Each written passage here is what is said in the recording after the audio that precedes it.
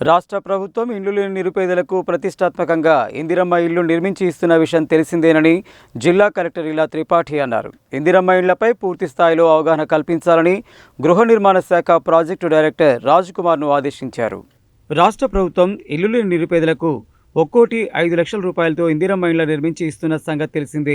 ఇందులో భాగంగా ప్రతి నియోజకవర్గానికి మొదటి విడతన 3,500 ఇందిరమ్మ ఇళ్లను నిర్మించాలని సంకల్పించడమే కాకుండా మంజూరు చేసింది. ఇందులో భాగంగా వివిధ రకాల డిజైన్లతో కూడిన ఇందిరమ్మ ఇండ్ల నమూనాలను ఇదివరకే ప్రజల్లో ప్రత్యేకించి లబ్ధిదారుల అవగాహన కోసం విడుదల చేయడం జరిగింది.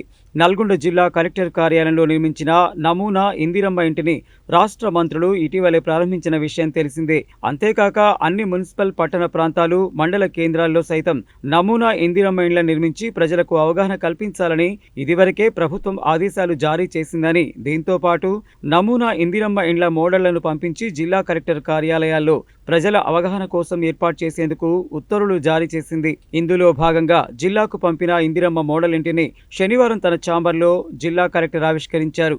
ఇందిరమ్మ ఇండ్లపై లబ్ధిదారులకు గ్రామీణ ప్రాంత ప్రజలతో పాటు పట్టణ ప్రాంత ప్రజలకు పూర్తి అవగాహన కల్పించాల్సిన బాధ్యత గృహ నిర్మాణ శాఖ అధికారులపై ఉందని అన్నారు.